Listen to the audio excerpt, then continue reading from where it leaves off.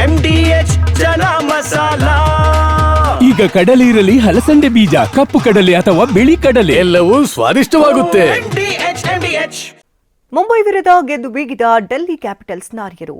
A+ ಗುತ್ತಿಗೆಯಿಂದ Kohli, Rohit out ಆಗ್ತಾರ? ಶಿವಣ್ಣ, ಸುದೀಪ್ ಭೇಟಿ ಮಾಡಿದಂತಹ ಬಿಗ್ ಬಾಸ್ ವಿನ್ನರ್ ಗಿಲ್ಲಿ. ಈ ಸುದ್ದಿಯನ್ನು ನೋಡೋಣ ಕ್ರೀಡೆ ಸಿನಿಮಾ ನ್ಯೂಸ್ ಟಾಪ್ನಲ್ಲಿ.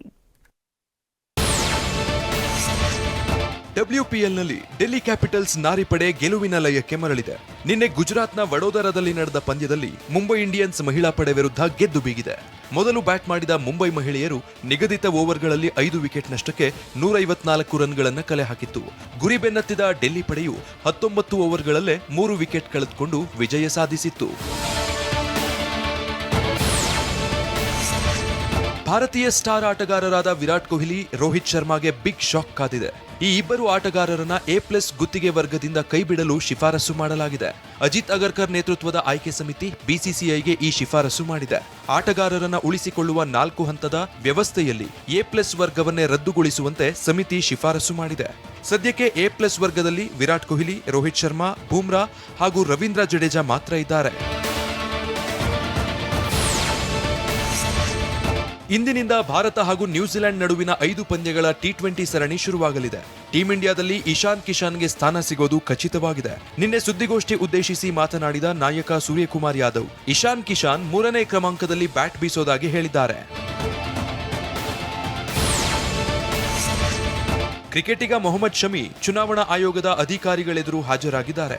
SIR ಪ್ರಕ್ರಿಯೆ ಸಂಬಂಧ ಆಯೋಗ ಕೆಲ ದಾಖಲೆಗಳನ್ನು ಕೇಳಿತ್ತು. ಮತದಾರರ ಪಟ್ಟಿ ಪರಿಷ್ಕರಣೆ ವೇಳೆ ದಾಖಲೆಗಳ ವ್ಯತ್ಯಾಸದ ಹಿನ್ನೆಲೆ ಕರೆ ನೀಡಲಾಗಿತ್ತು. ಕೋಲ್ಕತ್ತಾದ ಸ್ವರ್ಣಮಯಿ ವಿದ್ಯಾಲಯಕ್ಕೆ ಬಂದ ಶಮಿ ದಾಖಲೆ ಸಲ್ಲಿಕೆ ಮಾಡಿದ್ದಾರೆ. ಈ ವೇಳೆ ಮಾತನಾಡಿದ ಶಮಿ, ನಾನು 20-25 ವರ್ಷಗಳಿಂದ ಇಲ್ಲಿದ್ದೇನೆ ಎಂದಿದ್ದಾರೆ. T20 ವಿಶ್ವಕಪ್ನಲ್ಲಿ ಆಡುವ ಬಗ್ಗೆ ತಮ್ಮ ನಿಲುವನ್ನ ಬದಲಾಯಿಸಲು ಸಿದ್ಧರಿಲ್ಲ ಅಂತ ಬಾಂಗ್ಲಾದೇಶ ಸರ್ಕಾರದ ಕ್ರೀಡಾ ಸಲಹೆಗಾರ ಆಸಿಫ್ ನಜ್ರುಲ್ ಹೇಳಿದ್ದಾರೆ. ICCಯ ಷರತ್ತುಗಳು ಸ್ವೀಕಾರಾರ್ಹವಲ್ಲ ಎಂದಿದ್ದಾರೆ. ಜೊತೆಗೆ ತಮ್ಮ ಪಂದ್ಯಗಳನ್ನ ಶ್ರೀಲಂಕಾಕ್ಕೆ ಸ್ಥಳಾಂತರಿಸುವಂತೆ ಕೇಳಿದ್ದಾರೆ. ಬಿಗ್ ಬಾಸ್ ಸೀಸನ್ 12ರ ವಿಜೇತ ಗಿಲ್ಲಿ ನಟರಾಜ್ ರಿಲ್ಯಾಕ್ಸ್ ಮೂಡ್ನಲ್ಲಿದ್ದಾರೆ. ನಿನ್ನೆ ಬೆಂಗಳೂರಲ್ಲಿ ನಟ ಶಿವರಾಜ್ ಕುಮಾರ್ ಹಾಗೂ ಕಿಚ್ಚ ಸುದೀಪ್ರನ್ನ ಭೇಟಿ ಮಾಡಿದ್ದಾರೆ.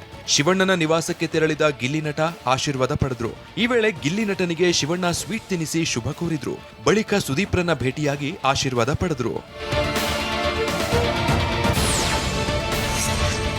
ಬಿಗ್ ಬಾಸ್ ಸೀಸನ್ 12ಕ್ಕೆ ಅದ್ದೂರಿ ತೆರೆ ಬಿದ್ದಿದೆ. ಆದ್ರೆ ಅಶ್ವಿನಿ, ಗಿಲ್ಲಿ ನಟನ ಮಧ್ಯೆ ಬಡವ ವಾರ್ ತಾರಕಕ್ಕೇರಿದೆ.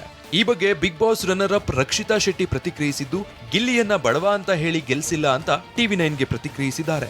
ಗಿಲ್ಲಿ ತಮ್ಮ ಮಾತು ಮತ್ತು ಮನಸ್ಸಿನಿಂದ ವ್ಯಕ್ತಿತ್ವದ ಆಟದಲ್ಲಿ ಗೆದ್ರು. ಹೇಳೋರು ಹೇಳಿ, ನಾವ್ಯಾರು ಕೇರ್ ಮಾಡಲ್ಲ ಅಂತಂದ್ರು.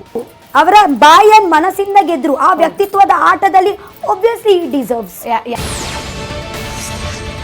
ಕಾಮಿಡಿ ಕಿಲಾಡಿಗಳು ವಿರುದ್ಧ ಹೈಕೋರ್ಟ್ ಗರಂ ಆಗಿದೆ. ಧಾರ್ಮಿಕ ಭಾವನೆಗೆ ಧಕ್ಕೆ ತಂದ ಆರೋಪ ಮಾಡಿ ಹುಬ್ಬಳ್ಳಿಯ ಪ್ರಶಾಂತ್ ಅನ್ನೋರು ದೂರು ನೀಡಿದ್ರು. ಬೆಂಗಳೂರಿನ ಸುಬ್ರಹ್ಮಣ್ಯಪುರ ಠಾಣೆಯಲ್ಲಿ ಪ್ರಕರಣ ವರ್ಗಾವಣೆಯಾಗಿತ್ತು. FIR ರದ್ದು ಕೋರಿ ಕಾಮಿಡಿ ಕಿಲಾಡಿಗಳು ಕಾರ್ಯಕ್ರಮ ನಿರ್ದೇಶಕ ಅನಿಲ್ ಕುಮಾರ್ ಅರ್ಜಿ ಸಲ್ಲಿಸಿದ್ರು. ವಿಚಾರಣೆ ನಡೆಸಿದ ಹೈಕೋರ್ಟ್ ನಿರ್ದೇಶಕರಿಗೆ ಕ್ಲಾಸ್ ತಗೊಂಡಿದೆ. ಓದಲು ಸಾಧ್ಯವಿಲ್ಲದಂತಹ ಪದಗಳನ್ನ ಬಳಸಲಾಗಿದೆ. ದೇಶದಲ್ಲಿ ಕಾಮಿಡಿ ಹೆಸರಲ್ಲಿ ಏನಾದ್ರೂ ಮಾಡಬಹುದಾ ಎಂದು ಗರಂ ಆಗಿದೆ. ವಾಹ್, ಯಾಕೆ ಈಗ ಬಂತ ಸ್ವಾದ? ಖಂಡಿತ ಈಗ ಬಂತು ಅಸಲಿ ಸ್ವಾದ. MDH chunky chaat masala life ಅಲ್ಲಿ ಅಸಲಿ ಸ್ವಾದ ತರುತ್ತೆ. ಅಸಲಿ ಮಸಾಲ, MDH.